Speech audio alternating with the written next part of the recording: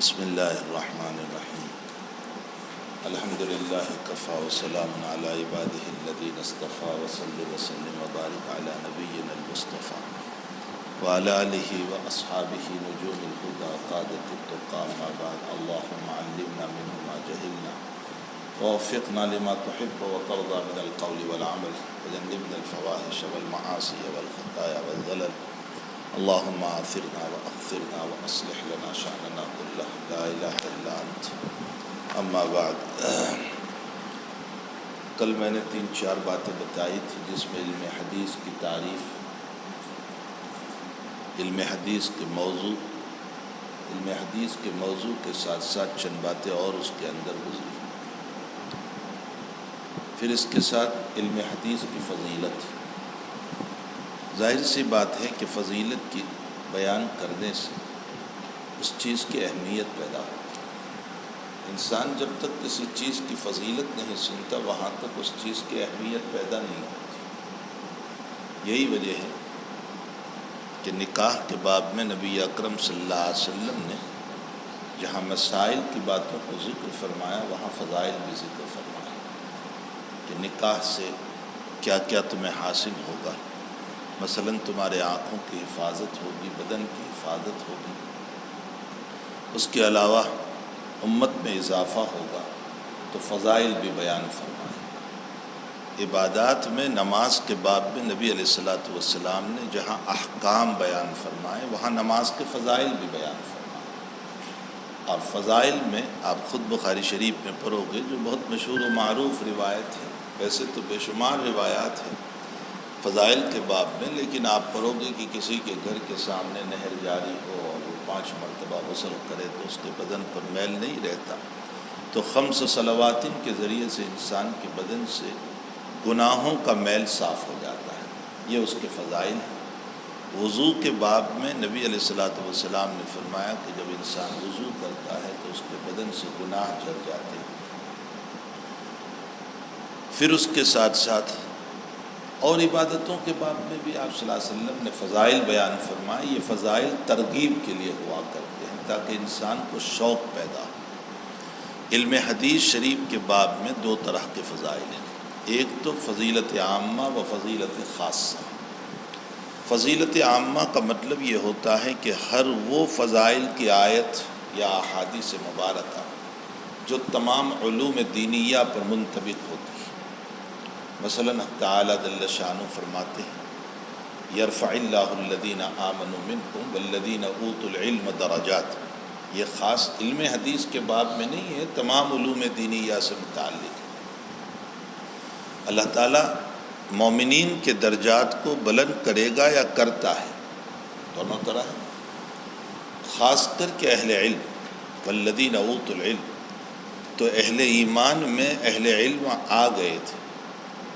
یرفع اللہ الذین آمنوا، تو الذین آمنوا منکم میں والذین اوتوا العلم داخل تھے، لیکن پھر خاص طور پر اس کو علیحدہ ذکر کرنا، یہ تخصیص بعد تعمیم، یہ فضیلت پر دلالت کرتا ہے۔ پہلے عام بیان فرمایا، خاص طور پر اہل علم کو ذکر کیا، یہ اس کی فضیلت پر دلالت کرتا ہے۔ صاحب شریعت علیہ صاحب الصلاۃ والسلام سے حق تعالیٰ نے جب دعا کی تلقین فرمائی تو ارشاد فرمایا کہ مجھ سے علم مانگو، رب زدنی علم، یا اللہ میرے علم میں اضافہ کر۔ صاحب شریعت سے اس چیز کا مطالبہ کروانا یہ خود علم کے فضیلت کی بہت بڑی دلیل ہے۔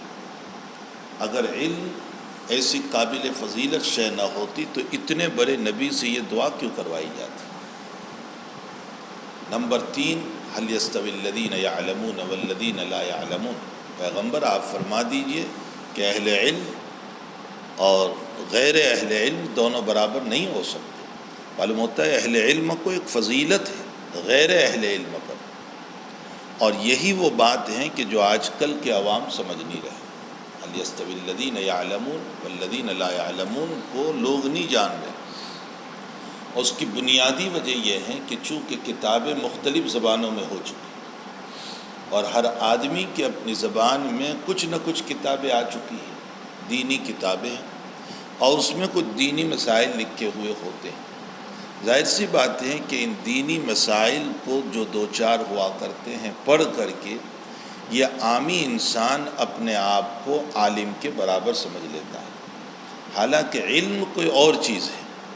یہ جو دو چار مسئلوں کو جان لیا یہ علم نہیں ہے، یہ معلومات ہے۔ علم کی تعریف تو امام مالک رحمۃ اللہ علیہ فرماتے ہیں لیس العلم بکثرت الروایات انما العلم نور یؤتیہ اللہ تبارک و تعالی من یشاء علی قلب من یشاء۔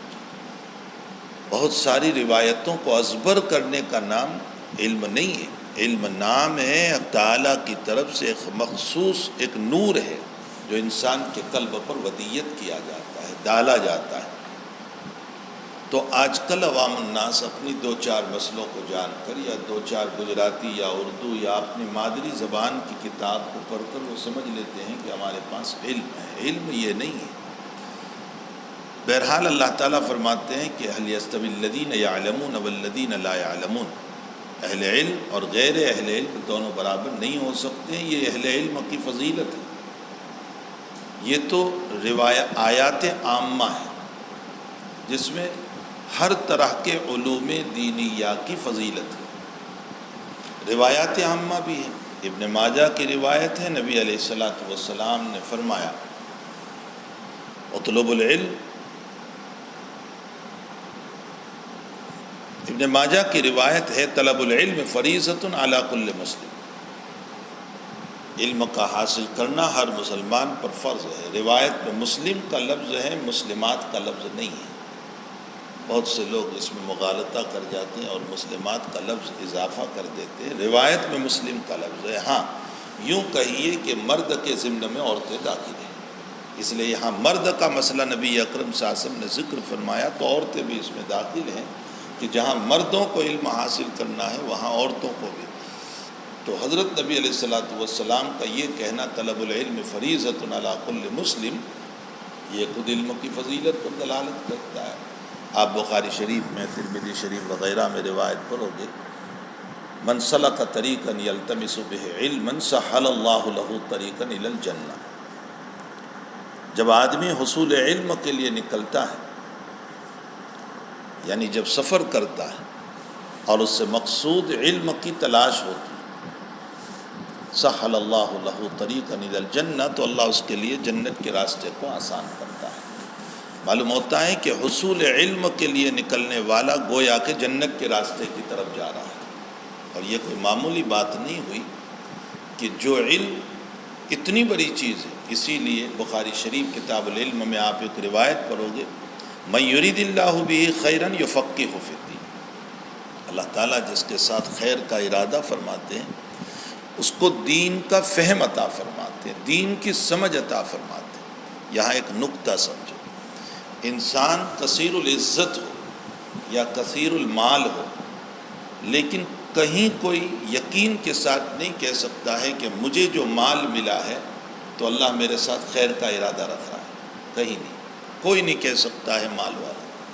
اللہ نے بڑی عزت دی ہے لیکن وہ یہ نہیں کہہ سکتا ہے کہ میری عزت کا ملنا گویا کہ اللہ میرے ساتھ خیر کا ارادہ کر رہا ہے، لیکن اس علم کا ملنا صاحب شریعت کی زبان پر یہ بتا رہا ہے کہ اللہ تمہارے ساتھ خیر کا ارادہ کر رہا ہے۔ تو اتنی بڑی فضیلت ہے من یرید اللہ بہ خیرا یفقہہ فی الدین سے معلوم یہ ہوتا ہے کہ یہ علم بہت اعلیٰ ہے۔ لیکن یہ جتنے دلائل میں نے پیش کیے یہ سب دلائل عامہ ہیں، یعنی علم دین چاہے اس کا تعلق تفسیر سے ہو، علم حدیث سے ہو، علم فقہ سے ہو، یا اس کے جو آلات ہیں، نحو ہے، صرف ہے، سبھی اس میں داخل ہے۔ علوم دینیہ سے متعلق یہ مطلقاً فضائل ہیں، خاص طور پر حدیث شریف کے باب میں فضائل۔ سب سے پہلی فضیلت تو نبی اکرم صلی اللہ تعالیٰ علیہ وسلم فرماتے ہیں نزل اللہ امرأ سمع مقالۃ فحفظها ووعاها وأداها كما سمعها فرب مبلغ او عام سامع وفی روایت فرب مبلغ افقہ، فرمایا او کما قال علیہ الصلاۃ والسلام، فرمایا کہ جس اللہ تعالیٰ اس آدمی کے چہرے کو تر و تازہ رکھے جس نے میری باتوں کو سنا، سمع مقالتی فحفظہ، اس کو محفوظ کیا، ووعاہ، اس کا بھی معنی یہی ہے، وَأَدَّاهَا كَمَا سَمِعَهَا، اور اس کو پہنچا دیا دوسروں تک جیسے سنا تھا، یعنی اپنی طرف سے اس میں کم و کاش نہیں کیا، اضافہ نہیں کیا۔ فَرُبَّ مُبَلَّغ، ایک ہے مبلغ، ایک ہے مبلغ۔ مبلغ کا معنی جس کو پہنچایا جاتا ہے، وہ افقہ، کبھی کبھی جس کو ہم پہنچا رہے وہ افقہ ہوتا ہے، یعنی وہ اس سے اور زیادہ مسائل کا نکالنے والا ہوتا ہے، اور بعض وہ ہوتے ہیں کہ غیر فقیہ، یعنی بہت زیادہ ان میں فقاہت نہیں ہوتی۔ تو اس روایت میں نبی اکرم صلی اللہ تعالیٰ علیہ وسلم کا ارشاد گرامی ہے کہ جس نے میری روایتوں کو محفوظ کیا اور دوسروں تک پہنچایا، اللہ اس کے چہرے کو تر و تازہ رکھے گی۔ نظر اللہ، یہ بالتشدید بھی پڑھا گیا و بالتخفیف بھی پڑھا گیا۔ نظر اللہ، نظر اللہ، یہ دعا ہے یا خبر ہے؟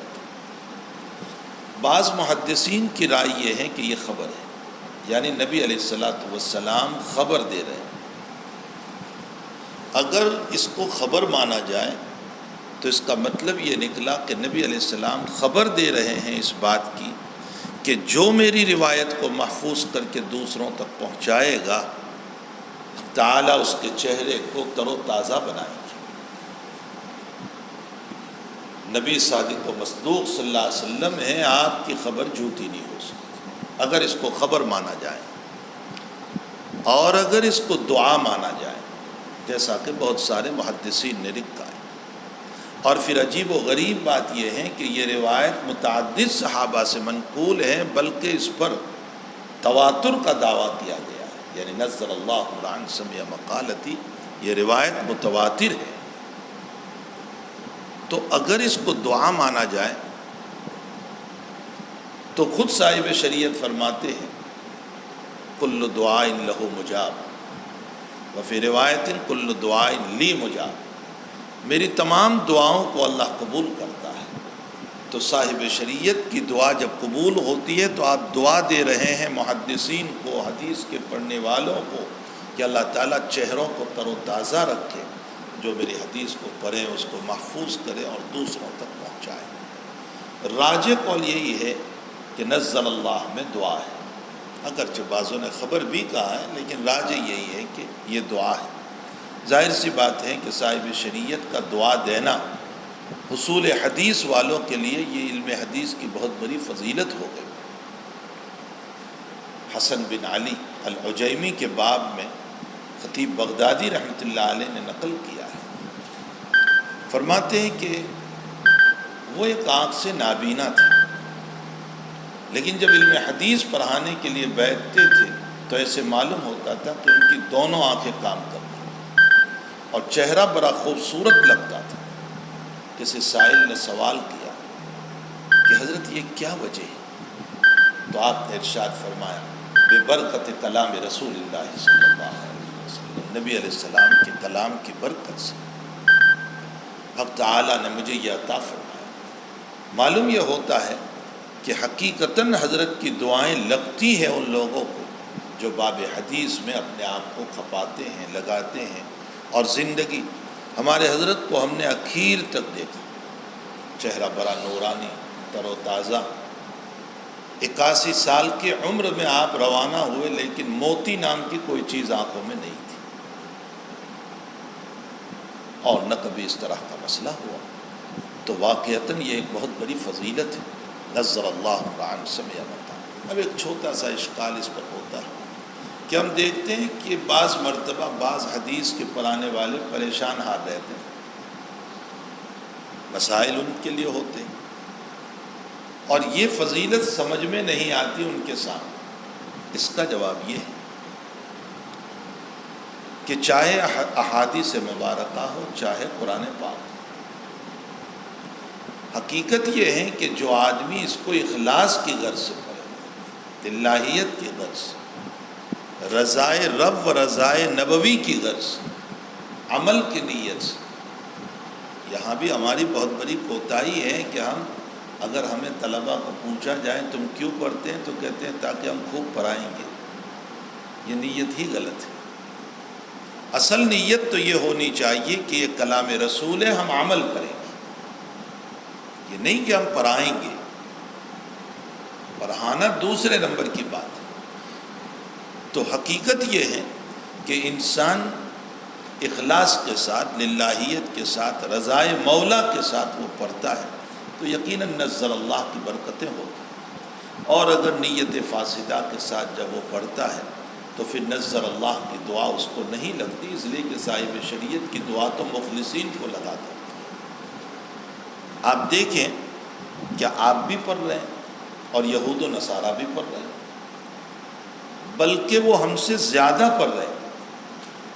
ان کا ریسرچ، ان کا مطالعہ، ان کی گہرائی ایک ایک بات میں جتنی میں اور آپ محنت نہیں کرتے اس سے زیادہ وہ محنت کرتے ہیں. لیکن نہ وہاں تازگی ہے، نہ چہرے پر نورانیت ہے. اس کی وجہ یہ ہے کہ وہ اشکال کی غرض سے پڑھ رہے ہیں اور ہم محبت رسول میں پڑھ رہے ہیں. دونوں میں بہت بڑا فرق ہے. وہ تو اس لیے پڑھ رہے ہیں تاکہ نبی علیہ السلام کی شریعت پر اشکال کہاں سے مل جائے. بعض اکابر کے باب میں اس طرح کی باتیں آئیں کہ وہ ساری زندگی بیمار رہے، لیکن درس حدیث میں جب وہ بیٹھتے تھے کہ 4 گھنٹے بغیر سہارا لیے ہوئے بخاری شریف پڑھاتے تھے. یہ خود ہم نے اپنے حضرت سے سنا. اور جب ان لوگوں سے پوچھا گیا کہ تم بستر میں تو بغیر سہارے کے بیٹھ نہیں پاتے، لیٹ جاتے ہو جب تک سہارا نہ دیا جائے، اور جب درس میں آتے ہیں تو ان کا یہی جواب تھا کہ برکت اقوال رسول اللہ صلی اللہ علیہ وسلم و افعال رسول اللہ صلی اللہ علیہ وسلم. نبی علیہ السلام کے اقوال کی برکت اور افعال کی برکتیں ہیں کہ تعالی جل شان ہو قوت عطا فرماتے ہیں، نورانیت عطا فرماتے ہیں. تو نزل اللہ عن سمع مقالہ. نمبر 2، حضور پاک صلی اللہ علیہ وسلم فرماتے ہیں اللہم ارحم خلفائی، یا اللہ میرے خلفاء پر رحم فرما. فرمایا ومن خلفاءک یا رسول اللہ، آپ کے خلفاء کون ہیں یا رسول اللہ؟ آپ نے ارشاد فرمایا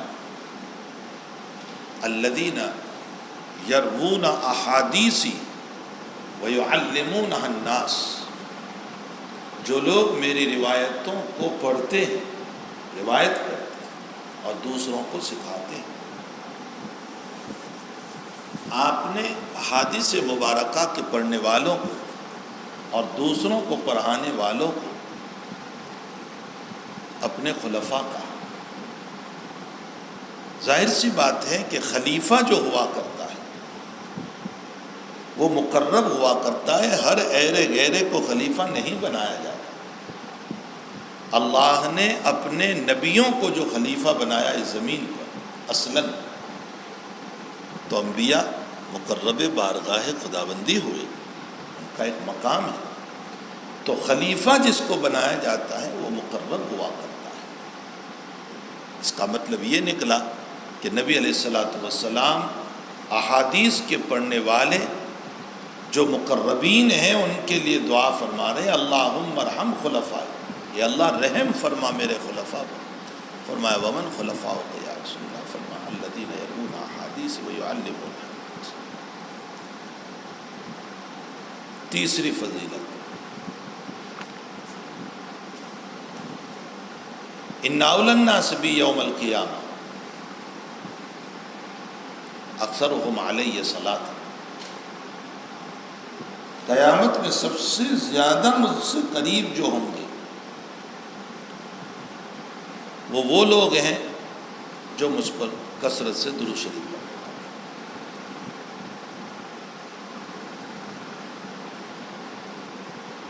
علامہ ابن عساکر رحمۃ اللہ علیہ وغیرہ فرماتے ہیں کہ اس روایت کا مصداق محدثین ہے،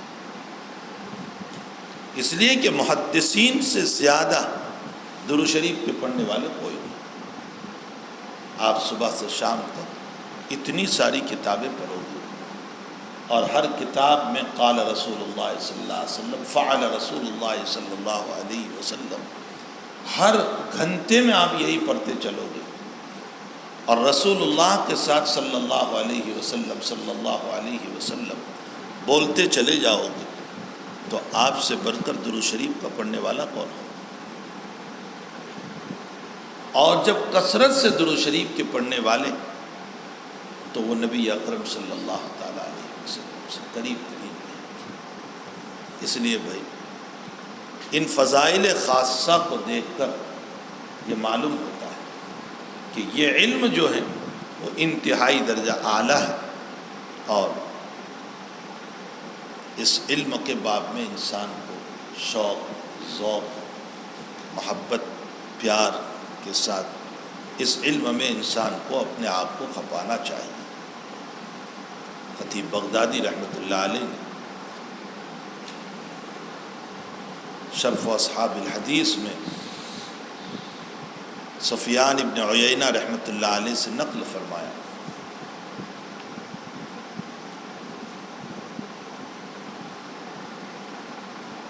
ما من احد یطلب الحدیث الا وفی وجہہ نظرۃ، کوئی اصحاب حدیث میں سے ایسا نہیں ہوگا کہ جو علم حدیث کو حاصل کرے مگر یہ کہ اس کے چہرے پر تازگی ضرور ہو، لقول النبی صلی اللہ علیہ وسلم نزل اللہ عن سمع مقالۃ۔ تو اگر آپ بھی اپنے چہرے پر تازگی چاہتے ہیں تو اخلاص کے ساتھ علم حدیث کو پڑھیں۔ اگر آپ بھی اقرب من النبی صلی اللہ علیہ وسلم بننا چاہتے ہیں تو اس صورت میں علم حدیث کا شغف رکھیں، اس لیے کہ ان اول الناس بیوم القیامہ اکثرهم علیہ السلام۔ اور اگر آپ بھی نبی کی دعا لینا چاہتے ہیں اللہم ارحم خلفائی، تو پھر اشتغال فی الحدیث اپنی زندگی میں خوب ہونا چاہیے۔ یہاں تک تو فضائل تھے، جو فضائل عامہ و فضائل خاصہ اس کے اندر داخل ہیں، اور میں نے دونوں ہی کو نقل کیا۔ اس کے علاوہ بھی وہ روایات عامہ جو نفس علم دین کے اوپر بہت ساری روایات خود کتاب العلم میں امام بخاری رضی اللہ تعالیٰ عنہ بھی لائیں گے، ترمذی شریف میں امام ترمذی رحمۃ اللہ علیہ نے بھی ذکر فرمائی ہے۔ وہ ساری کی ساری روایات علم دین کی فضیلت کی دلالت کرتی ہیں۔ اس کے بعد اس فن شریف کی غرض و غایت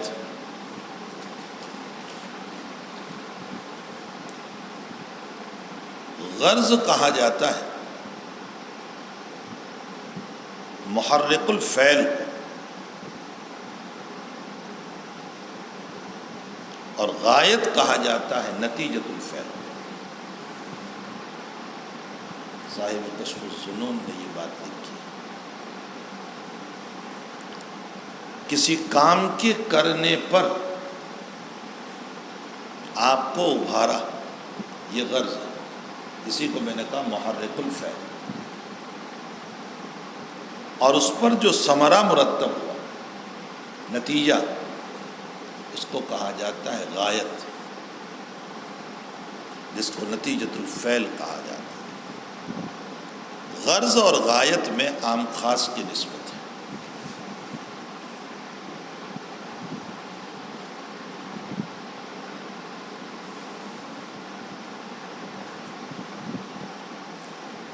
جہاں غایت ہوگی وہاں غرض ضرور ہوگی، لیکن جہاں غرض ہوگی وہاں غایت کا ہونا ضروری نہیں۔ تو غرض عام ہے، غایت خاص ہے۔ مثلا آپ نے کوئی کام شروع کیا، ضروری نہیں ہے کہ اس پر نتیجہ تمہیں حاصل ہی ہو، غایت تمہیں حاصل ہی ہو، یہ ضروری نہیں۔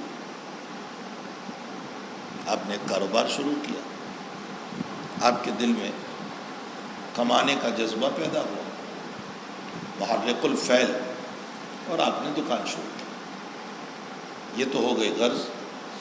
لیکن یہ ضروری نہیں ہے کہ اس غرض کے اوپر آپ کو اچھا خاصا نفع ہو ہی جائے، ہو سکتا ہے نقصان بھی ہو جائے۔ تو غرض عام ہے، غایت خاص. غایت جب بھی ہوگی وہاں غرض ہو، لیکن جہاں غرض ہو وہاں غایت کا ہونا ضروری نہیں. فرق سمجھ میں آیا؟ عام خاص کی نسبت ہے، لیکن چونکہ عمومی طور پر دونوں میں تلازم ہوتا ہے، اس لیے کہ انسان نے جب ایک کام شروع کیا تو پھر اس کے بعد غایت آتی ہے. اس لزوم کی بنیاد پر دونوں کو ایک ساتھ بیان کر دیا جاتا ہے، بول دیا جاتا ہے غرض و غایت.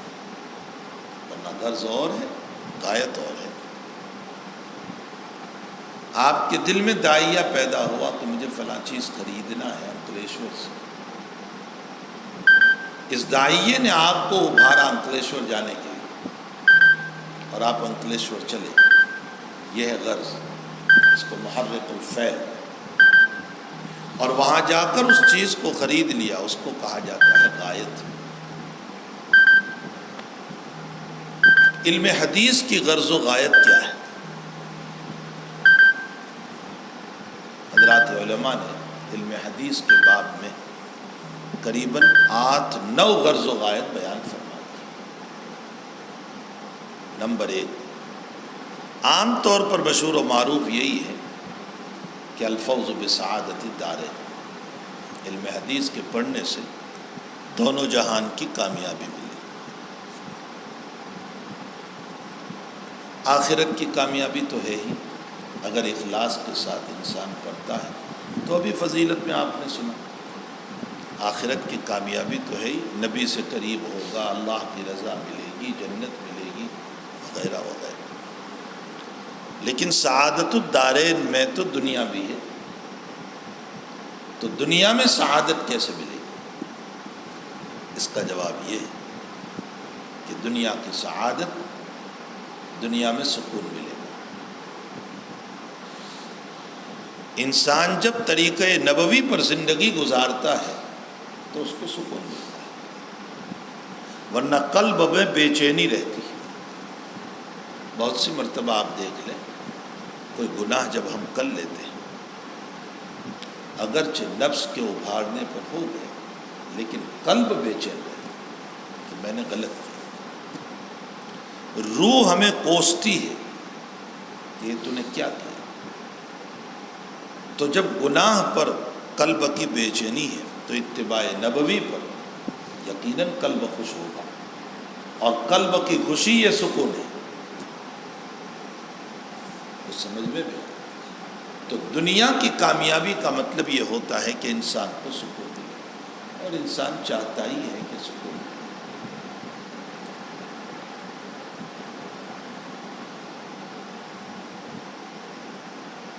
پھر نبوی روایات پر اگر آپ غور کرو گے، فرمودات پر آپ غور کرو گے، تو آپ کو پتہ چلے گا کہ حضور پاک صلی اللہ علیہ وسلم کی باتوں پر آنے سے کیا کچھ ملتا ہے. بخاری شریف میں آپ ایک روایت پڑھو گے، ادو حق کہو وحقنا علی اللہ. تم سب کے حقوق ادا کرو، اپنا حق اللہ سے مانگو. حضرت نے جھگڑے کی جڑ کاٹ دی.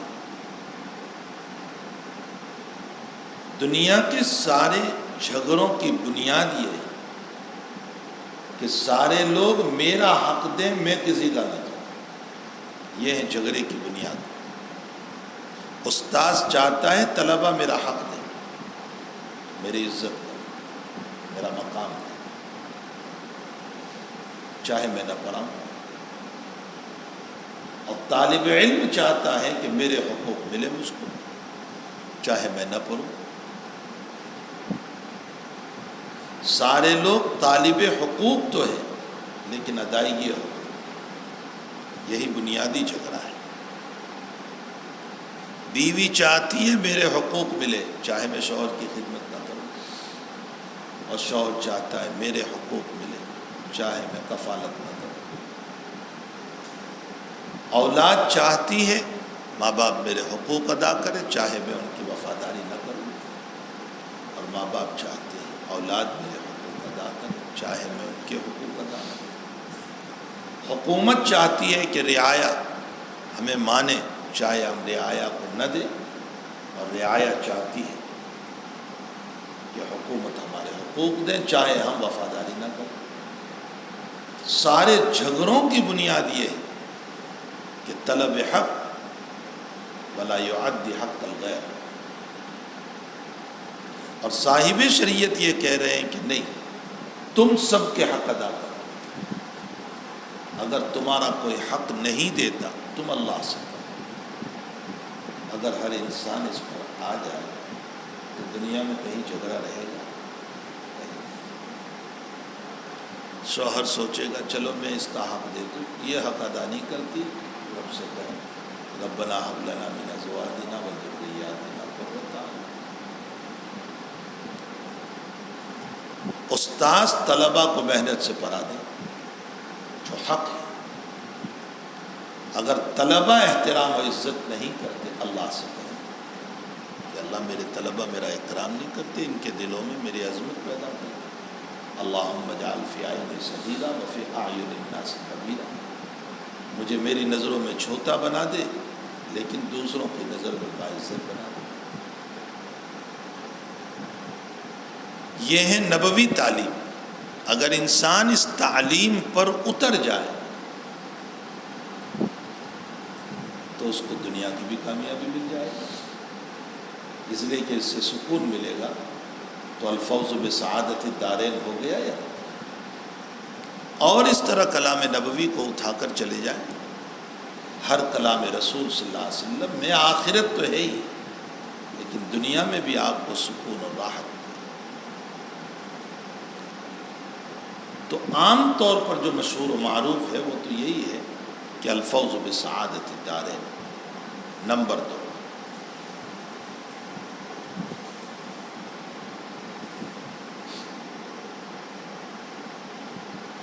معرفت و کیفیت اقتداء نبی صلی اللہ علیہ وسلم۔ ہم علم حدیث کو اس لیے پڑھ رہے ہیں کہ نبی اکرم صلی اللہ علیہ وسلم کی اقتداء کی کیفیت معلوم ہے، اتباع کی کیفیت، اس لیے کہ علم حدیث ہی کو نہیں پڑھو گے تو آپ کو کیسے پتہ چلے گا نبی کی اتباع؟ اس غرض و غایت کی طرف اشارہ کیا ہے محی الدین خطیب تبریزی رحمۃ اللہ علیہ نے اپنے مقدمے مشکوٰۃ شریف کے شروع میں۔ اس سمجھ میں بھی خطیب تبریزی نے، خطیب ان کو اس لیے کہتے ہیں کہ وہ خطیب تھے، اور تبریز مقام پر وہ خطیب تھے، اس لیے ان کو خطیب کہا گیا۔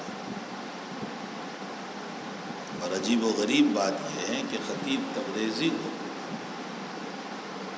مصابیح پر نظر ثانی کرنے کی ترغیب استاد محترم نے دی، علامہ طیبی رحمۃ اللہ علیہ، وہ استاد ہیں خطیب تبریزی کے، اور آپ نے محی السنہ رحمۃ اللہ علیہ کی کتاب مصابیح پر ایک بڑا کام یہ کیا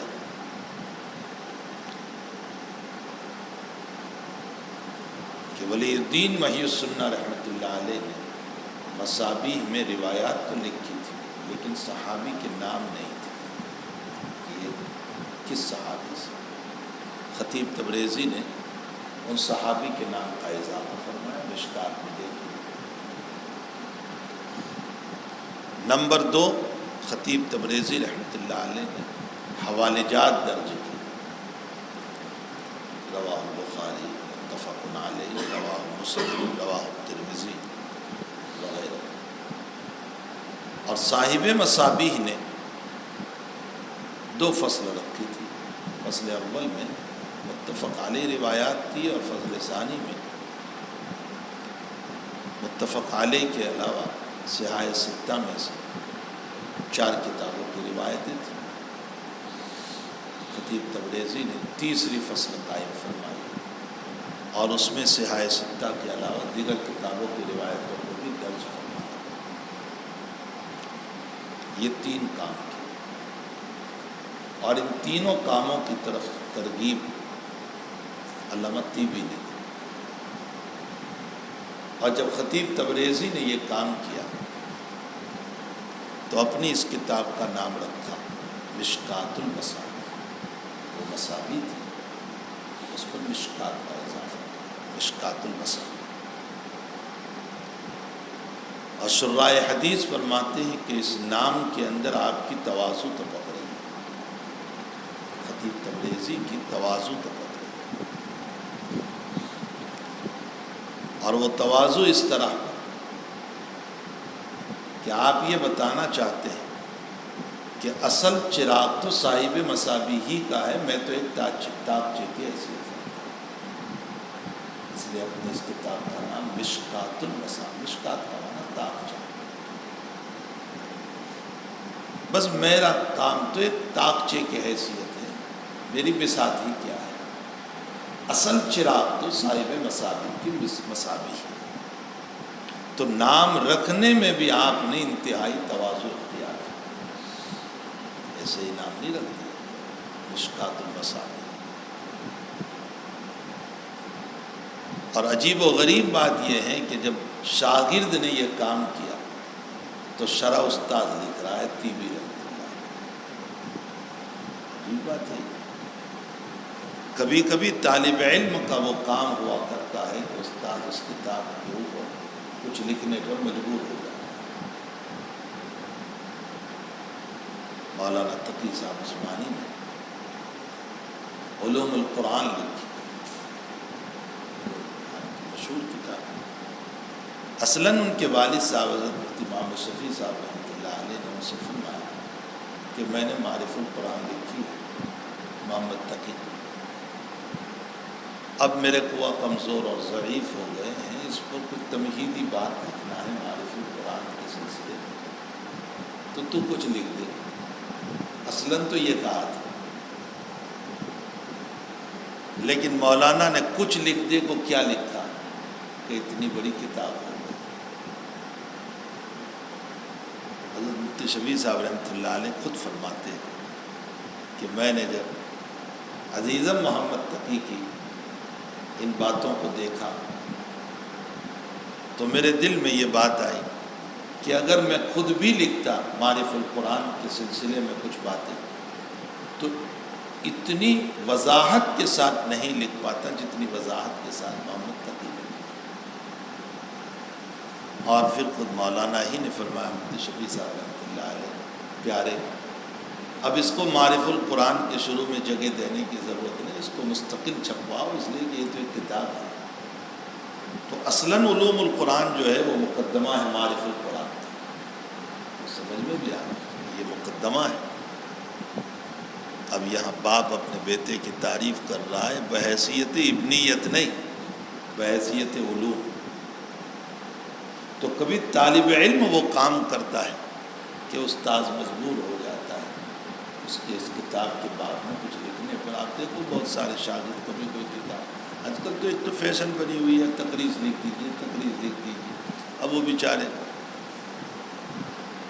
اس نے اخلاق کی بنیاد پر 2-4 لفظ لکھ دیتے، اور ایک یہ ہے کہ واقعتاً تقریر لکھنے کے قابل وہ بات ہوا کرتی۔ عزیز نے جب شیخ کا درس ضبط کیا مونس القاری کے نام سے، اور مولانا تقی الدین صاحب ندوی دعوت برکاتہم العالیہ نے جب اس کو پڑھا تو مجھے حج میں بھی کہا اور مجھے رمضان عمرے میں بھی کہا گزشتہ سال کہ اب کی جلد ثانی آئے تو پہلے مجھے دے، میں اس پر پہلے تقریر لکھوں۔ اچھی بات ہے، کہا تو نے اس میں 2 کام بڑے زبردست کیے۔ ایک کام تو یہ کیا کہ عناوین قائم کی، اور دوسری سب سے بڑی بات مولانا محمد یونس صاحب کے حوالے بہت دور کے ہوا کرتے تھے، حوالے تلاش کر کے جو تو نے لکھے ہیں اس سے بڑا فائدہ ہو۔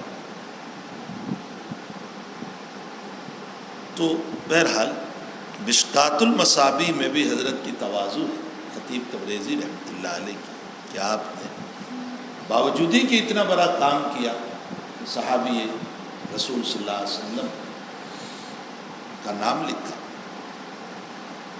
کہ یہ روایت کس صحابی سے ملی، تاکہ یہ پتہ چلے کہ اس روایت کے ناقل من رسول اللہ کون ہے،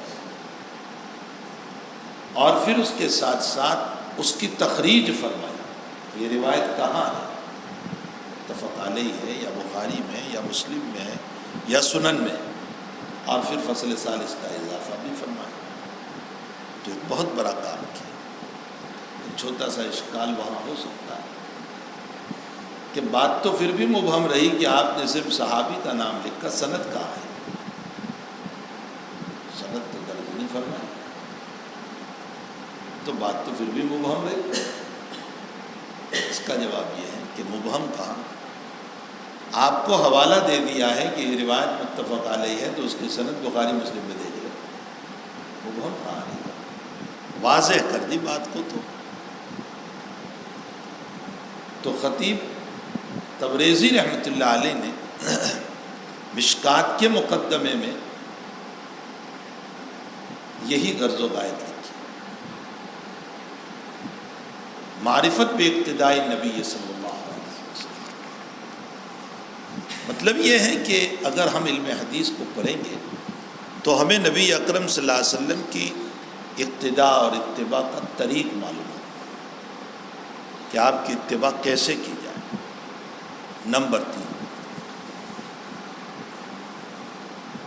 معرفت و احوال نبی صلی اللہ علیہ وسلم، نبی اکرم صلی اللہ تعالی علیہ وسلم کے احوال کا پتہ چلے۔ نمبر 4،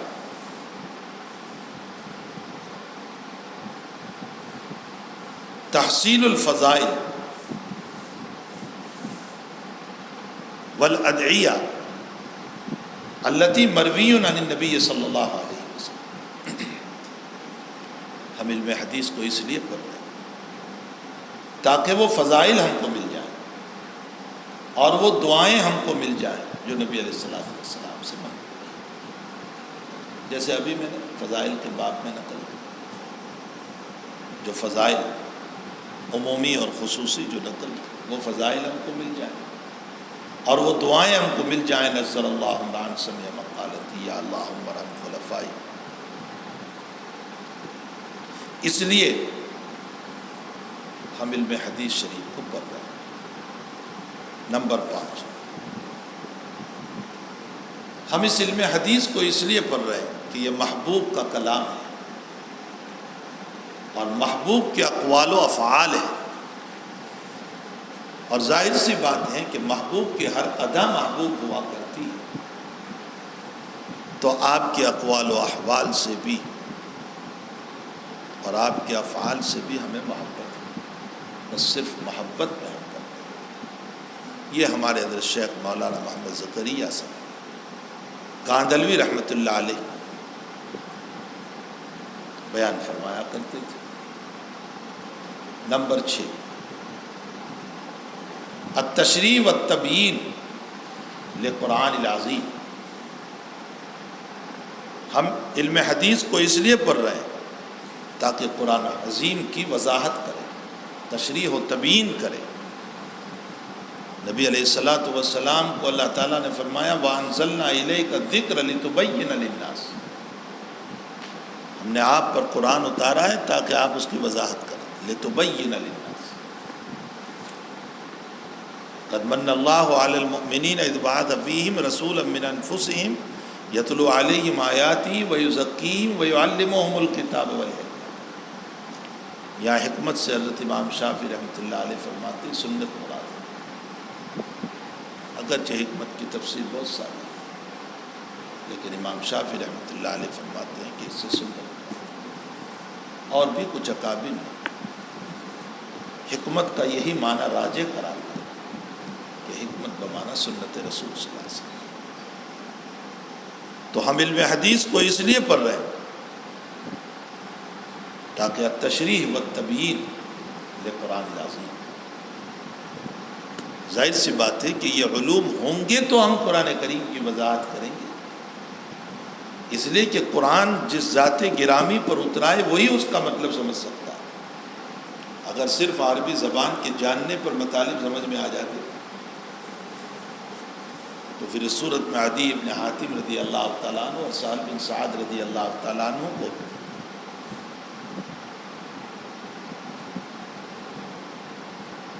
کیا آئے تھے وہ روزے کے باب میں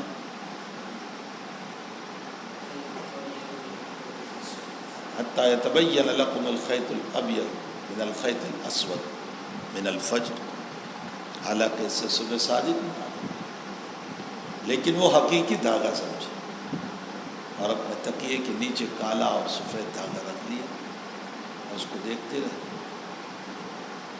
کہ یہ جب تک واضح نہ ہو جائے وہاں تک کھانے کی اجازت ہے، تو یہ تو واضح ہوں گے جب آفتاب طلوع ہو۔ وہ فصیح و بلیغ عربی جاننے والے تھے، لیکن اس مسئلے میں دھوکہ کھا گئے اور صاحب شریعت کے سامنے جا کر جب انہوں نے مسئلہ رکھا تو حضرت کا ارشاد ہے، ان وسادۃ العریض، تیرا تکیہ تو بہت بڑا ہے۔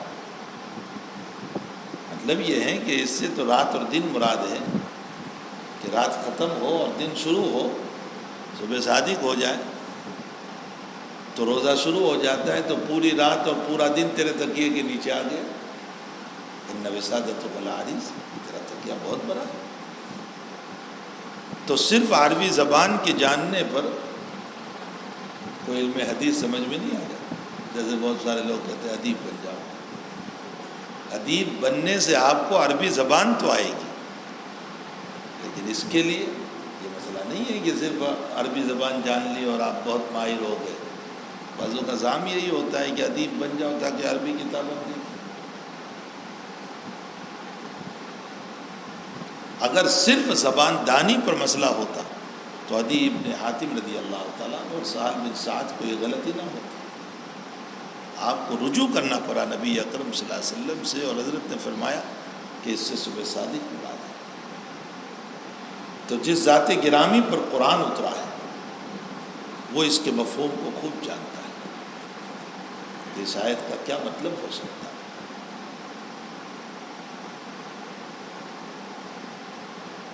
تو اب آپ حدیث پڑھو گے تو ہی تو قرآن کی تفسیر کر پاؤ گے، تبیین کر پاؤ گے۔ تو اس کی ایک غرض و غایت یہ بھی بیان کی گئی کہ تشریح و تبیین لقرآن العظیم،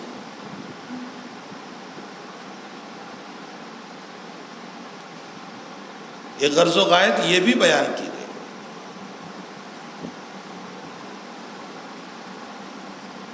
الاستفادہ بکلام اللہ تعالی۔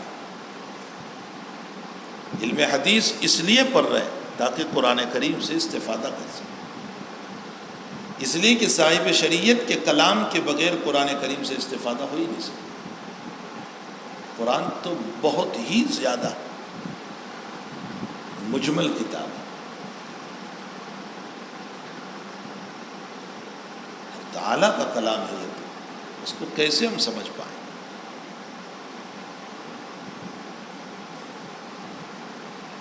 تو ہم اس لیے پڑھ رہے ہیں الاستفادہ بقرآن کریم، قرآن کریم سے علم حدیث کی بنیاد پر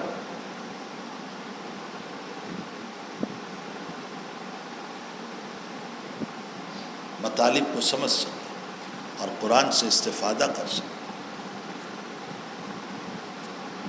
یہ غرض و غایت یہ بھی بیان کی گئی معرفت و دلائل احکام الفقہیہ۔ ہم علم حدیث کو اس لیے پڑھ رہے ہیں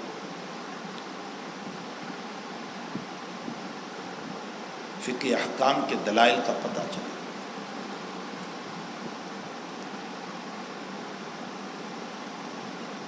ظاہر سی بات ہے کہ جب تک علم حدیث آپ کے پاس نہیں ہوگا، احکام فقہ پر جو دلائل ہے اس کا پتہ کیسے آپ کو چلے؟ آپ وضو کے مسئلے کو لوگے تو صاحب شریعت علیہ صاحب الصلاۃ والسلام کے وضو کی وہ باتیں ہوگی تو ہی آپ وضو کے مسائل کو سمجھ پاؤ گے۔ لیکن حقیقت یہ ہے کہ یہ جو غرض و غایت بیان کی گئی، اس غرض و غایت کو سمجھنا تھوڑا سا ضروری ہے۔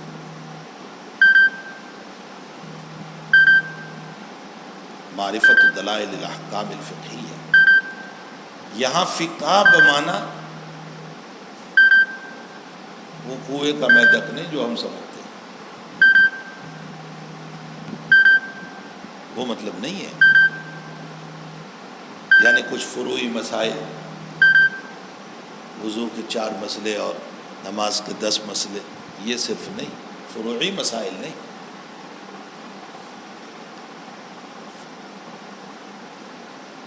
اس لیے کہ 2 4 10 مسئلوں کے لیے تو 2 4 10 حدیثیں کافی و شافی ہے.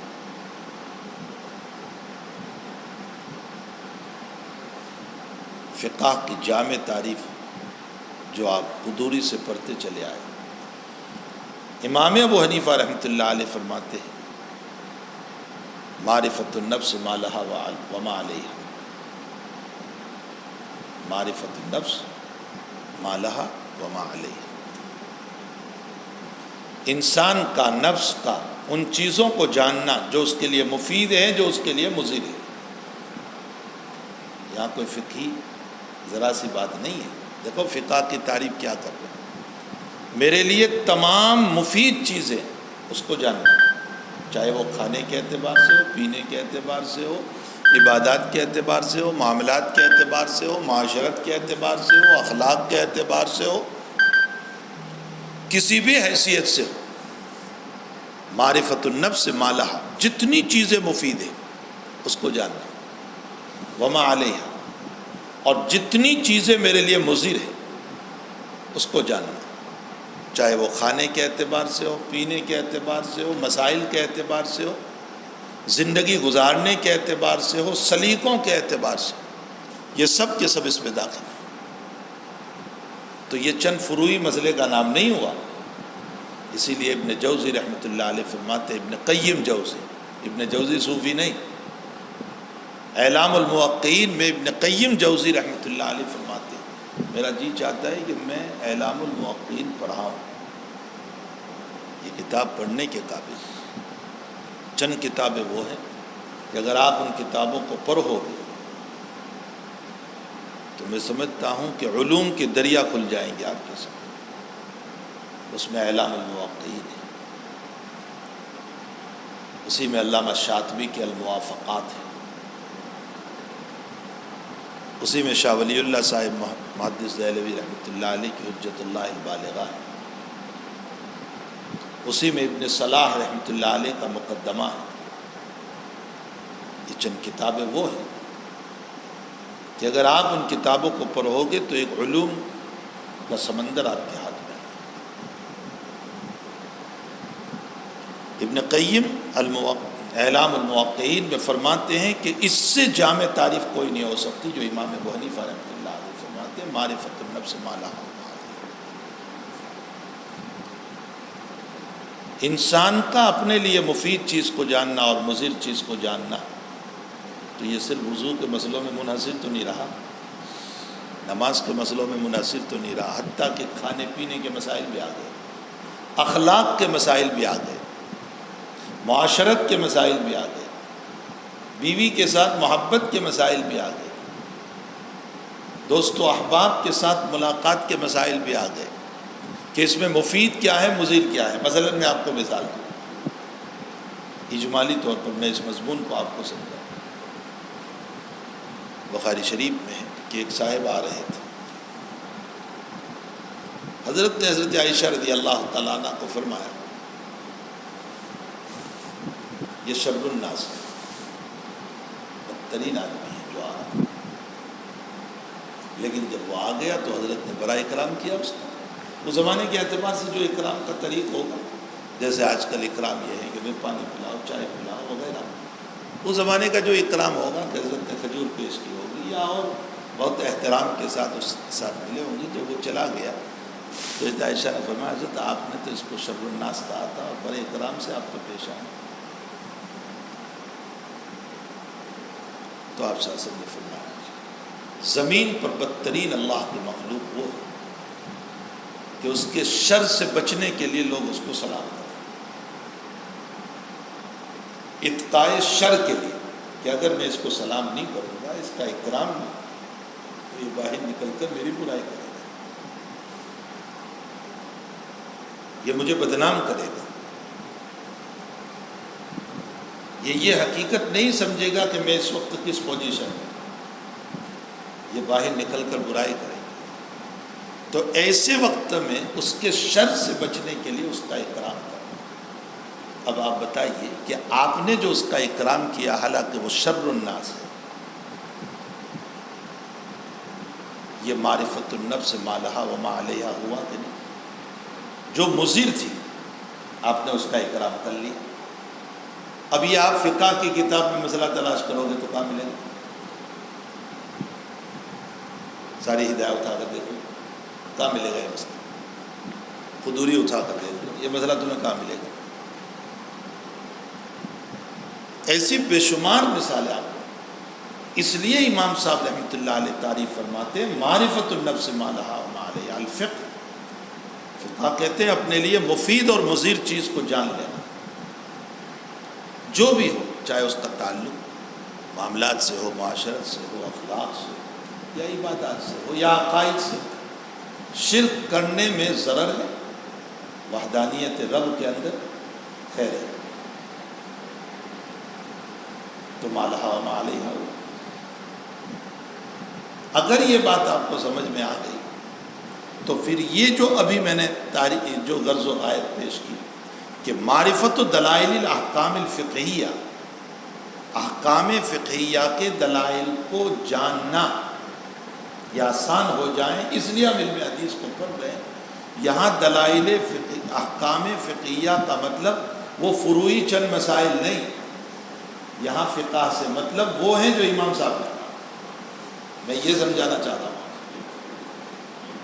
معرفت و دلائل احکام الفقہیہ یا احکام فقہیہ کا مطلب وہ چند فروعی مسائل نہیں جو آپ نے نور النظام میں پڑھ لیے، جو صرف آپ نے قدوری کے کتاب البیوع میں پڑھ، یہ صرف نہیں، پوری شریعت، اور یہ سب فقہ ہے۔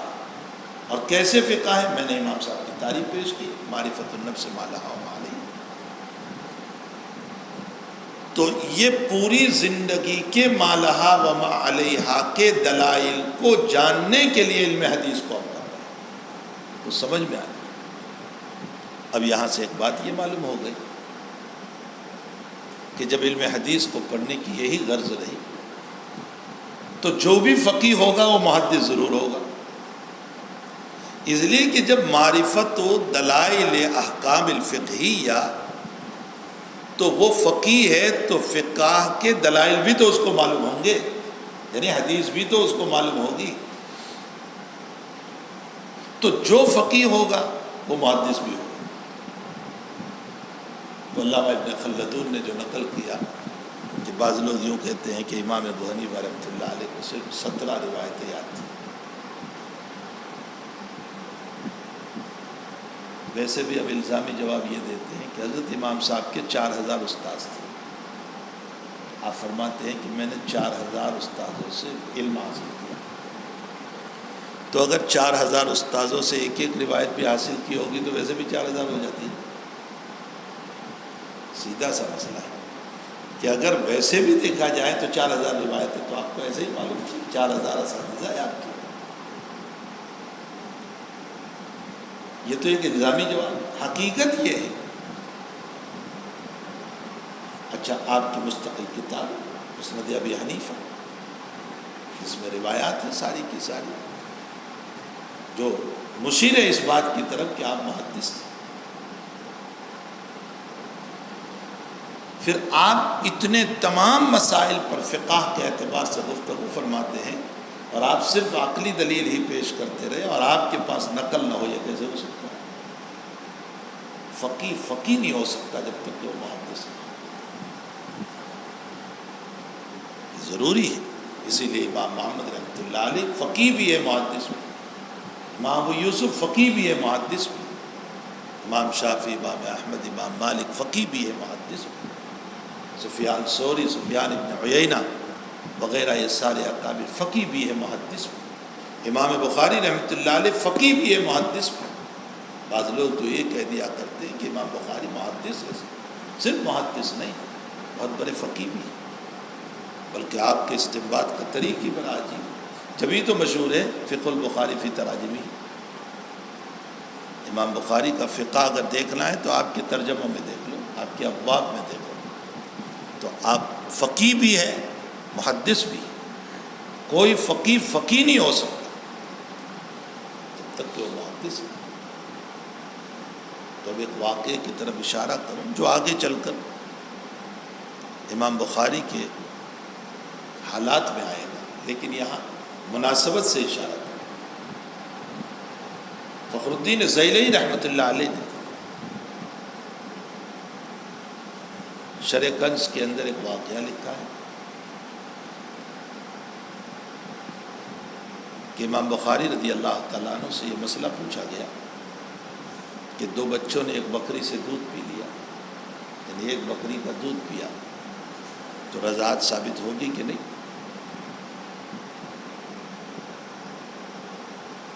آپ نے فرمایا رضاعت ثابت.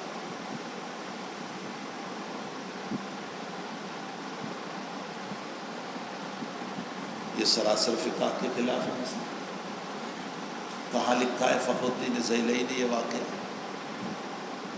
شرح کنز کے اندر کتاب الرضاعت میں لکھا ہے، جہاں یہ بات چلی ہے کہ جانور کے دودھ پینے سے رضاعت ثابت نہیں ہے. وہاں لکھا ہے. یہ امام بخاری رحمۃ اللہ علیہ کی طرف غلط نسبت ہے.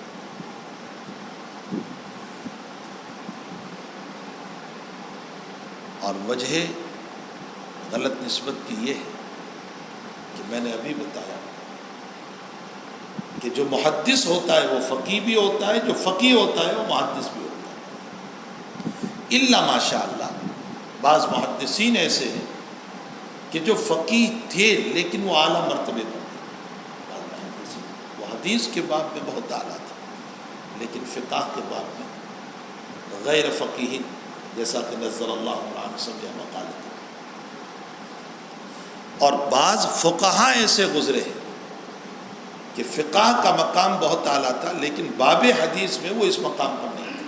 اس کا یہ مطلب نہیں کہ وہ محدث نہیں تھے، محدث تو تھے لیکن مقام ہوا کرتا ہے. آپ صحابہ میں دیکھ لیں، بحیثیت صحابیت تو تمام صحابہ برابر، چاہے نبی کی صحبت میں 10 منٹ رہے، چاہے 10 سال رہے، چاہے 20 سال رہے، سب برابر. لیکن علم کے اعتبار سے ضرور فرق ہے. سارے صحابہ یکساں نہیں ہے علم کے اعتبار سے. بعض صحابہ کا وہ حال ہے کہ نبی علیہ السلام کی خدمت میں چند دن کے لیے آئے چلے گئے، تو جو ہر وقت حاضر رہنے والے تھے ان کے علوم اور ہیں، ان کے علوم اور ہیں.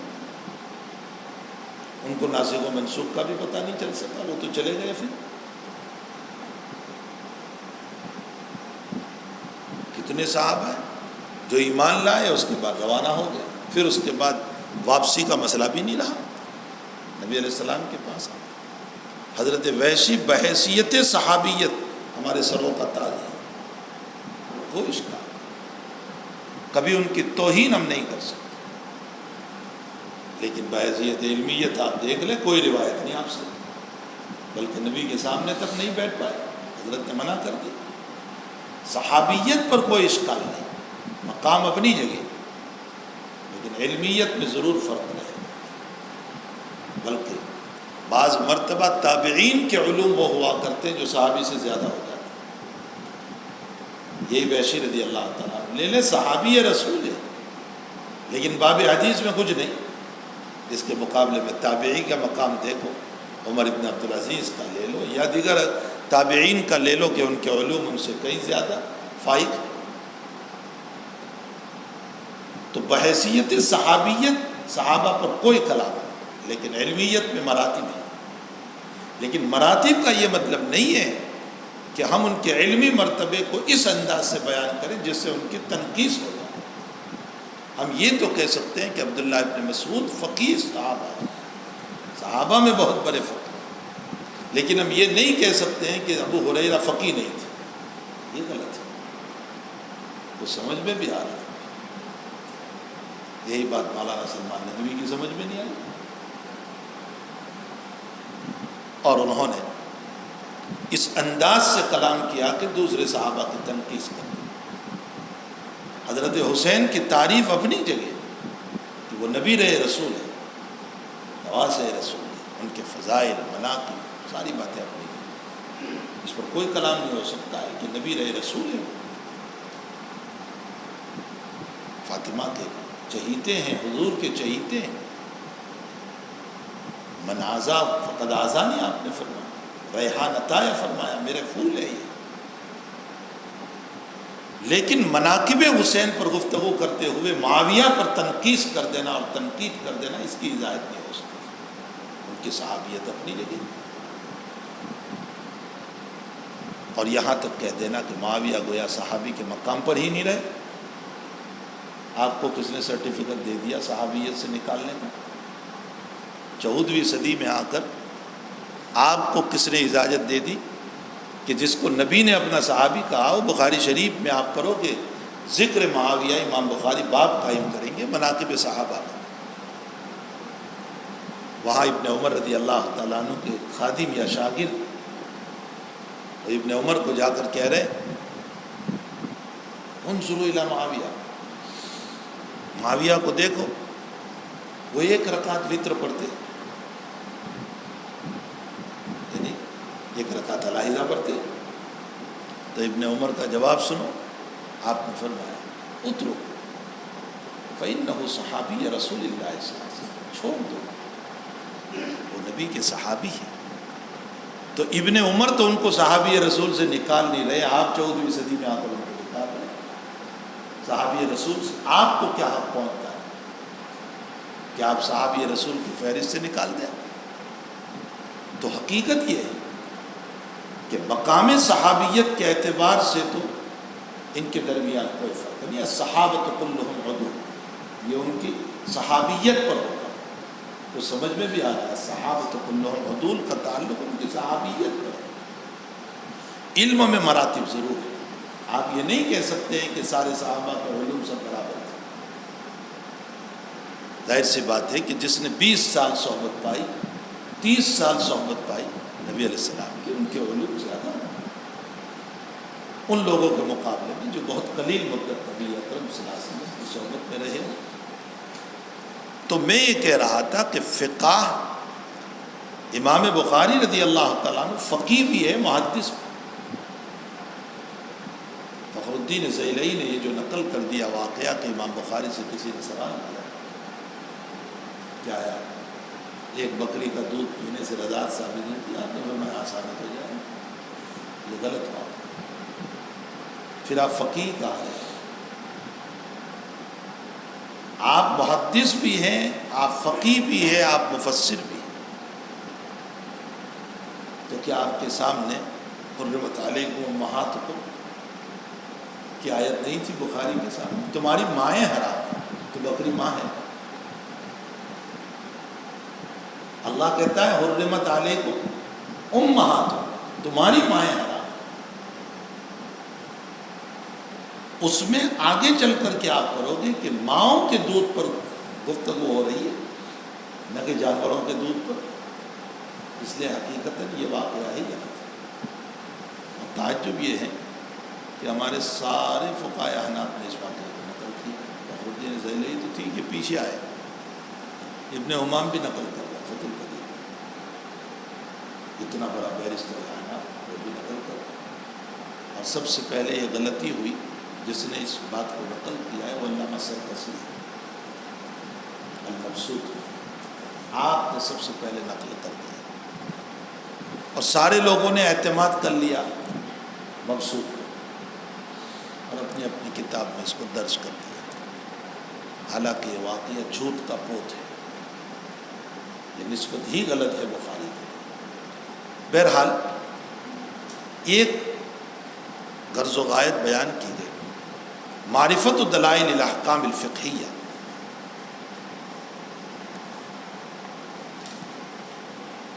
اس سے یہ معلوم ہوتا ہے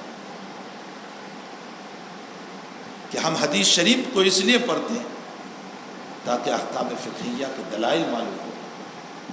تو جو فقیہ ہوگا اس کے پاس دلائل ہوں گے یا نہیں، اور دلائل یہی تو حدیث ہے تو جو فقیہ ہوگا وہ محدث بھی ہوگا. اسی لیے علامہ اسماعیل رحمۃ اللہ علیہ نے امام ابو حنیفہ رحمۃ اللہ علیہ کو کہا تھا نحن السیادلہ وانتم الاطباء. ابن جوزی نے جامع البیان میں اس کو نقل کیا ہے. نحن السیادلہ وانتم الاطباء. کیا مطلب؟ سیادلہ جمع ہے سیدلہ. آپ جاؤ گے حجاز میں، مکے میں، مدینے میں، تو وہاں میڈیکل اسٹور جو ہوتا ہے نا، اس پر لکھا ہوا ہوتا ہے سیدلہ. میڈیکل جو دوائی بیچنے کی دکان ہوتی ہے اس کو سیدلہ کہا جاتا ہے. اسماعیل کہتے ہیں کہ نحن السیادلہ، ہمارا کام تو یہ ہے کہ جیسے میڈیکل والا دوا کو جمع کرتا ہے، ہم بھی علوم کو جمع کرتے ہیں. اور امام صاحب سے فرمایا وَأَنْتُمُ الْأَطِبَّاءُ. اور طبیب وہ ہوتا ہے جو دوا کو جمع بھی کرتا ہے اور علاج بھی کرتا ہے. مطلب تمہارے پاس دلائل بھی ہے اور فقہ کے مسائل. وَأَنْتُمُ الْأَطِبَّاءُ. یہ ابن جوزی نے قول نقل کیا. اس سے یہ معلوم ہوتا ہے کہ محدث وہ فقیہ بھی ہوتا ہے، اور فقیہ جو ہے وہ محدث بھی ہوتا ہے. خلاصہ کلام یہ نکلا کہ بہت سارے غرض و غایت اس سلسلے میں بیان کی. عام طور پر ہمارے وہاں دو بیان کی جاتی ہے. ایک تو وہ کربانی والی الفوز بسعادت الدارین، اور دوسری ایک وہ حضرت شیخ رحمۃ اللہ علیہ والی کہ ہمارے محبوب کا کلام ہے، محبوب کی ادائیں ہیں، اس لیے ہم اس کو پڑھتے ہیں. لیکن حقیقت یہ ہے کہ اس کے علاوہ بھی علماء نے بہت سارے احادیث مبارکہ کے پڑھنے کی غرض و غایت کو لکھتے ہیں. اس کے بعد مسئلہ آتا ہے استمداد. استمداد کا معنی ہوتا ہے مدد طلب کرنا.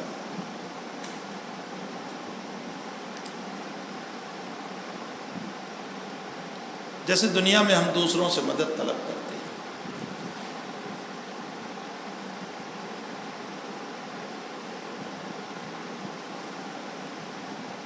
ہمارے مذاہب کے اساتذہ میں جو ہمارے یہاں کے بزرگوں کے اساتذہ ہیں، وہ میرے لیے خاص کر کے حضرت شیخ یونس صاحب اور مولانا عاقل صاحب، ان دونوں سے ہم نے 5 کتابیں پڑھی. حضرت شیخ سے بخاری شریف، مسلم شریف، موطا امام محمد،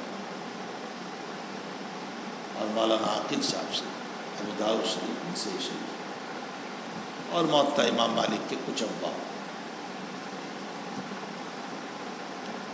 یہ دونوں کے دونوں شاگرد ہیں مظاہر کے ایک مایناز استاد ہیں مولانا امیر علی صاحب رحمۃ اللہ علیہ، جو عجیب و غریب صاحب کشف و بزرگ تھے. یہ دونوں کے دونوں سے ہم نے یہ سنا کہ مولانا امیر علی صاحب درس میں فرمایا کرتے تھے کہ استمداد کی 2 قسمیں.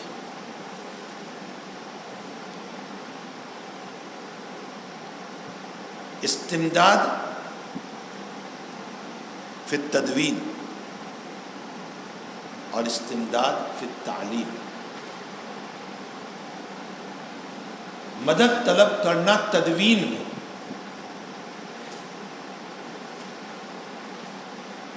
علم حدیث میں تدوینی اعتبار سے اگر کسی سے مدد طلب کی جاتی ہے تو وہ اقوال رسول اللہ و افعال رسول اللہ و احوال رسول اللہ. بھائی ساری گفتگو اسی پر ہوتی ہے. مدون تدوین جو ہے تو اس علم کا مدون صاحب کلام ہے نبی اکرم صلی اللہ علیہ وسلم. تو استمداد بالتدوین میں مدد طلب کی جاتی ہے اقوال و افعال رسول اللہ سے، اس لیے کہ اگر یہی بات نہ ہو تو آپ کس پر گفتگو کریں. اور نمبر 2 استمداد فی التعلیم، علم حدیث کی تعلیم میں مدد حاصل کرنا. تو علم حدیث کی تعلیم میں مدد شروحات سے لی جاتی ہے. شروحات کون سی ہوگی؟ علم حدیث کو پڑھنے کے لیے آپ کے پاس علوم تفسیر کا ہونا بھی ضروری ہے، اس لیے کہ اگر علوم تفسیر آپ کے پاس نہیں ہے تو علم حدیث میں جگہ جگہ آپ آیات ربانی نبی علیہ السلام پڑھ کر کے اس کے مطلب کو بیان کریں گے، علوم تفسیر ہی آپ کے پاس نہیں ہے تو آپ علم حدیث کیسے پڑھ پائیں؟ علوم اصول تفسیر بھی جاننا ضروری ہے، اس لیے کہ کتاب التفسیر میں صاحب شریعت علیہ صاحب الصلاۃ والسلام کی جب بات نقل ہوتی ہے، ما ننسخ من آیۃ او ننسها نأتی بخیر منها او مثلها، اگر ہم منسوخ کر دیں تو نسخ کے باب میں جتنے اقسام ہیں اصول تفسیر کے اعتبار سے وہ آپ کو جاننے ہوں گے، نسخ الکتاب بالکتاب، نسخ السنہ بالسنہ، نسخ المتواتر بالمتواتر، نسخ الاحاد بالاحاد، نسخ القرآن بالقرآن، نسخ الآیہ بالآیہ، نسخ الآیہ بالحدیث، نسخ الحدیث بالآیہ، سارے اقسام، اس کا تعلق اصول تفسیر سے۔ تو استمداد بالتعلیم یعنی اس علم حدیث کو پڑھنے کے لیے آپ کے پاس علوم تفسیر، علوم اصول تفسیر کا ہونا ضروری ہے، اس سے مدد لوگے آپ۔ نمبر 2، اصول حدیث کا جاننا انتہائی ضروری ہوگا، تبھی تو آپ یہ دیکھ پاؤ گے کہ جب کلام ہوگا کہ یہ حدیث صحیح ہے، یہ ضعیف ہے، یہ حسن ہے، تو حسن کی تعریف کیا ہے؟ حسن لذاتی ہی یا لغیر ہی؟ پھر حسن کا لفظ کب سے چلا؟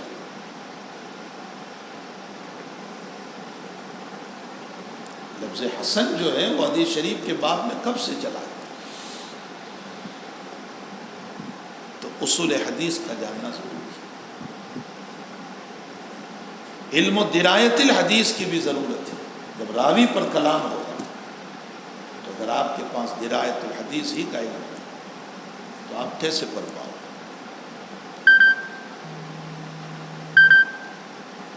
علم بدیع کی بھی ضرورت ہو۔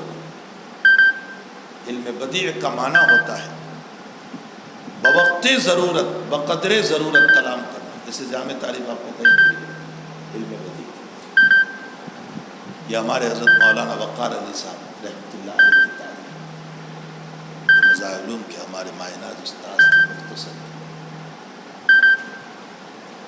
بوقت ضرورت بقدر ضرورت کلام۔ بدیع کا عام معنی آپ یہ کرتے ہیں جامع معنی کلام۔ جامع معنی کلام کا مطلب کیا ہے؟ بوقت ضرورت بقدر ضرورت، ورنہ تو حال یہ ہوگا کہ بلا ضرورت اور بلا تقاضۂ وقت کے آپ کلام کرتے رہے تو آپ کا کلام لغو بھی ہوگا، معاصی بھی ہوگا، نہ معلوم کیا سے کیا ہو جائے۔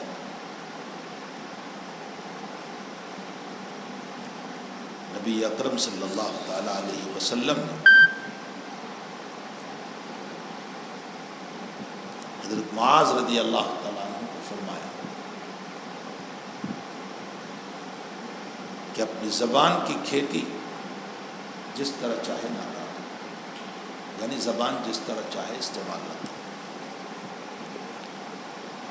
نمبر 4، استمداد فی التعلیم میں علم لغت کا جاننا بھی ضروری ہے۔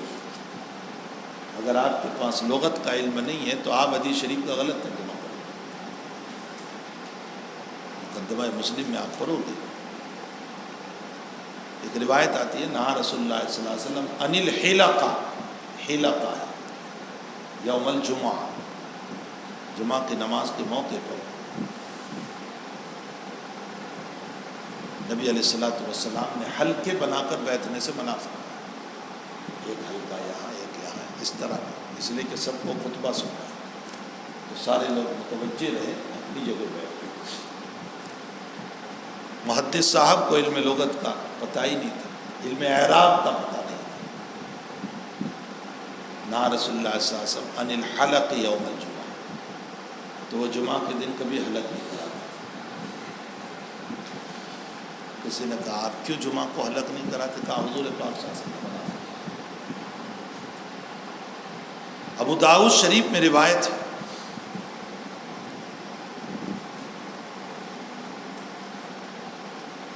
نہا رسول اللہ صلی اللہ علیہ وسلم ان یسقى الماء زرع غیرہ، حضور پاک صلی اللہ علیہ وسلم نے فرمایا اپنا پانی دوسروں کی کھیتی کو نہ پلاؤ۔ ایک صاحب کی بات میں ہے کہ وہ اپنی جگہ محدث تھے، لیکن جب باغ میں جاتے تھے تو اپنے کنویں سے پانی کسی کو نہیں دیتے تھے، حتیٰ کہ پڑوس کے کھیت والے کو بھی نہیں۔ فرمایا آپ صبح سبق پڑھا کر کے آئے اور یہاں آپ کا یہ عمل کہ کسی کو پانی بھی نہیں دیتے۔ فرمایا حضور نے منع فرمایا۔ کہا ابو داؤد شریف میں روایت ہے، نہا رسول اللہ صلی اللہ علیہ وسلم یسقى الماء زرع غیرہ، دوسروں کی کھیتی کو پانی پلانے سے حضور نے منع فرمایا۔ غلط مطلب سے، مطلب یہ تھا زنا نہ کرو، مطلب تو اس کا یہ ہے یسقى اپنا پانی نہ پلاؤ دوسروں کی کھیتی کو، ورنہ تو بچہ جو ہے وہ مشتبہ ہو گیا اس کا۔ تو کہاں کیا نبی علیہ السلام بیان فرما رہے، اور یہ چونکہ علم لغت سے واقف ہے، اس طرح کی کئی باتیں مقدمہ مسلم کے اندر آئی ہیں۔ ایسے راوی کو امام مسلم نے مغفر راوی کہا ہے، جہاں کلام آئے گا تو مغفر راوی کی روایت قابل قبول ہے۔ اسباب طنز میں سے غفلت بھی ہے، یعنی جن بنیادوں پر راوی پر کلام ہوتا ہے نا، اس میں ایک سبب غفلت بھی، مغفر راوی کی روایت قبول نہیں ہوتی۔ تو آپ کو علم الاعراب کا جاننا بھی ضروری ہوگا، علم لغت کا جاننا بھی ضروری ہے، علم منطق کا جاننا بھی ضروری ہے، علم حدیث کے۔ امام غزالی رحمۃ اللہ علیہ نے احیاء میں فرمایا، احیاء العلوم میں، لا یزن علمہ من لا یعلم المنطق، اس کے علم میں وزن نہیں ہوتا جو منطق نہیں جانتا، جو منطق ہی نہیں جانتا ہے اس کے علم میں کبھی وزن نہیں ہو سکتا۔ منطق کی بنیاد پر آپ کے کلام میں وزن پیدا ہوتا ہے اور آپ کے دماغ کی گرہیں کھلتی ہیں۔ صرف تصور اور تصدیق کی تعریف میں پورا دن جو ہے تصور ہی تصور میں لگے رہے، اس سے منطق نہیں آ جاتا۔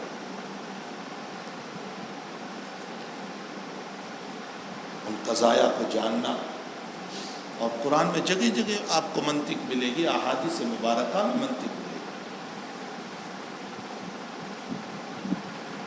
قرآن کریم میں حق تعالیٰ جل شانہ یہودیوں کے کلام کو نقل کرتے ہوئے ایک جگہ ارشاد فرماتے ہیں،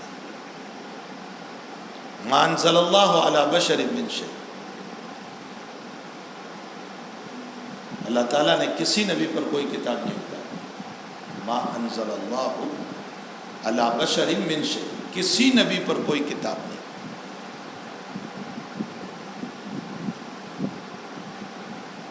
سب کی نفی ہو گئی۔ اصطلاح منطق میں کہا جاتا ہے سالبہ کلیہ، یعنی کلی کی نفی ہو گئی، سلب کر لیا۔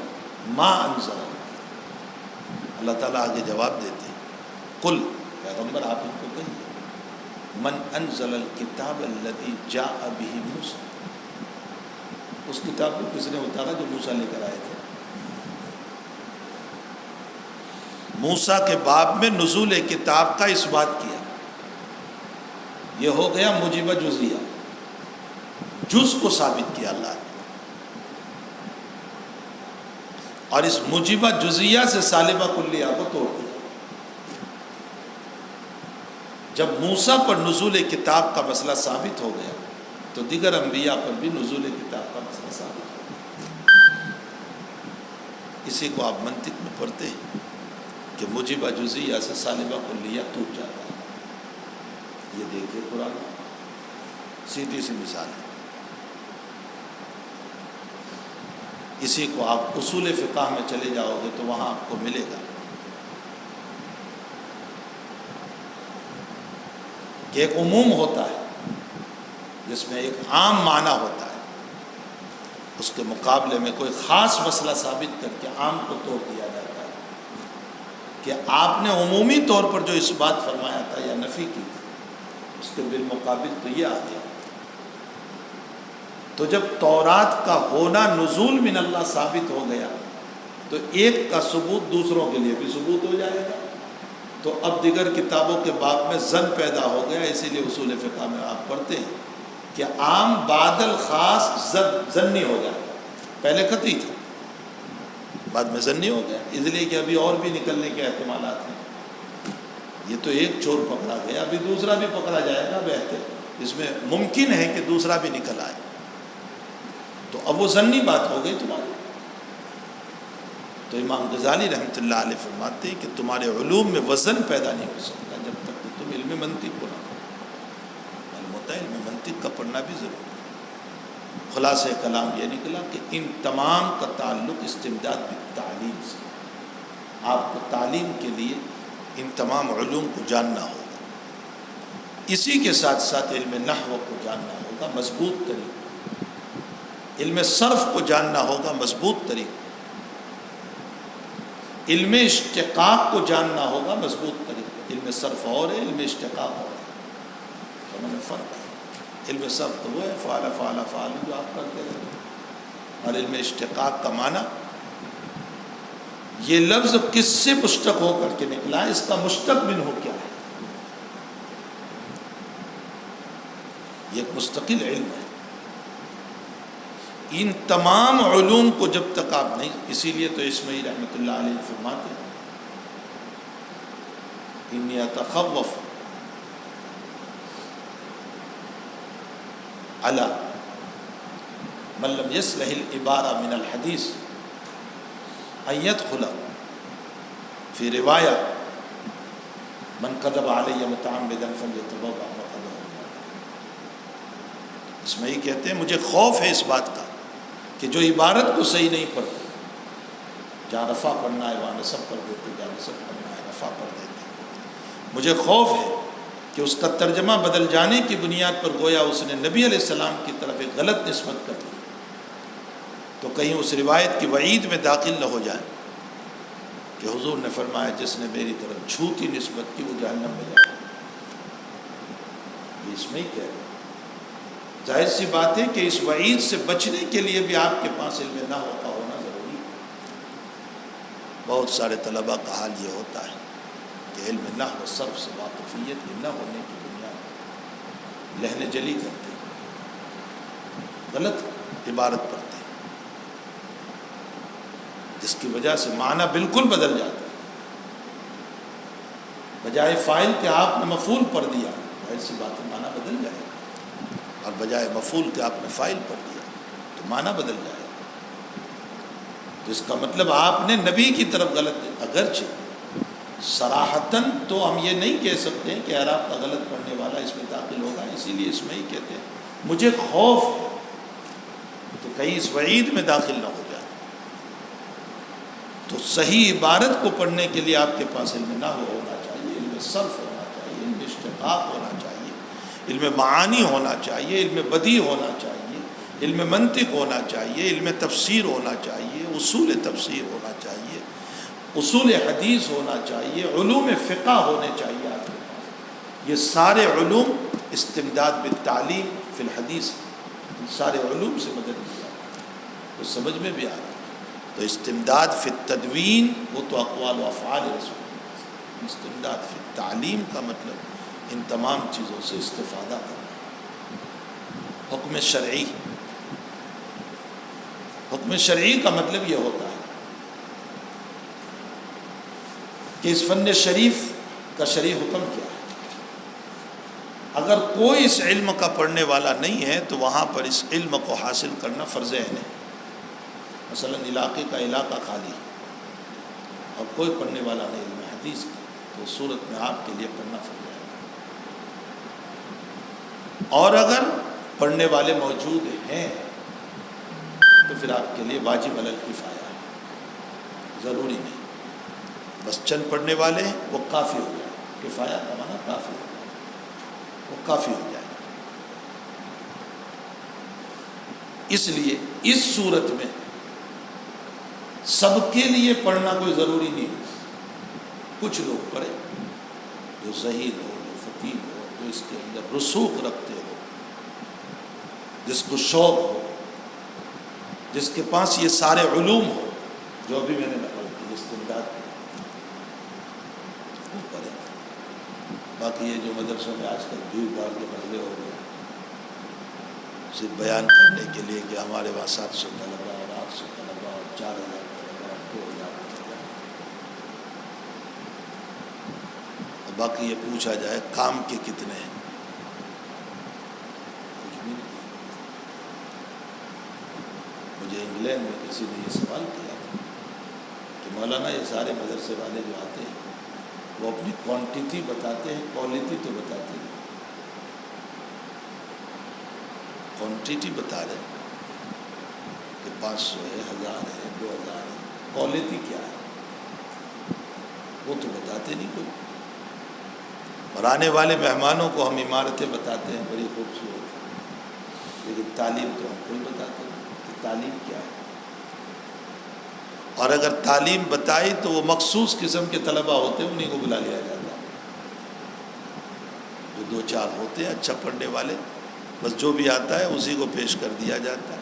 یہ تو پکے ہوئے چاول تھے جو آپ نے پیش کیے، پوری دیگ ہمیں دیکھنے تو پتہ چلے گا کہ کتنے پکے ہیں کتنے کچے ہیں. خود مہمان پر چھوڑ دیا جائے کہ آپ امتحان لے لیں. اس میں سے آپ بخاری شریف میں پڑھو گے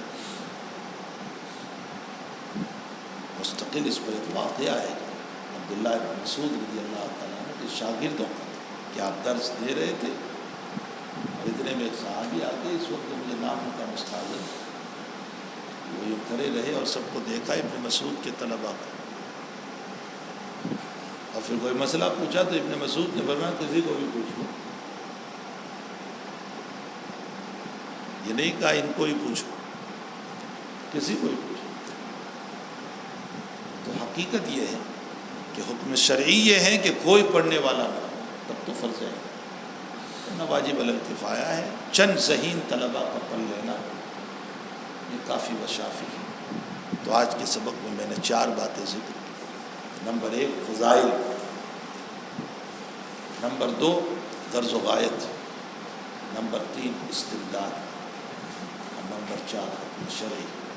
اور کل کے سبق میں نے 3 باتیں بیان کی، کل ملا کر کے 7 باتیں. اس کے بعد اب 1-2 باتیں رہ گئی. مثلا اس فن کا واضح کو، مدون اول کو، کس نے اس فن کو مدون کیا، یہ ایک بات ہے. اس کے ساتھ ساتھ جہاں تدوین کی بات آئے گی تو ایک بہت بڑا اشکال آ جائے گا کہ اگر عمر ابن عبدالعزیز رحمۃ اللہ علیہ اس کے مدون اول ہے تو وہ تو صدی اول کے اوپر جا کر کے یہ کام کراتے ہیں، پہلے 100 سال کے ختم ہو. اور جب بات کل کی آج بدل جاتی ہے تو 100 سال میں باتیں محفوظ کیسے رہتی؟ تو یہ کلام رسول محفوظ کیسے رہتی؟ معلوم یہ ہوتا ہے کہ یہ اصلی کلام رسول نہیں ہے. یہ ایک بہت بڑا اشکال اس پر آئے گا جب تدوین پر گفتگو چلے. تو اب ہمیں اس میں 2 باتیں ثابت کرنی پڑے گی. پہلی بات یہ ثابت کرنی ہے کہ اس سے پہلے بھی علم حدیث تدوینی شکل میں تھا، اور پھر اس میں اس کے طریق کو ثابت کرنا پڑے گا. تو جہاں واضح اور مدون کی گفتگو آئے گی اس کے ضمن میں یہ بات ہے.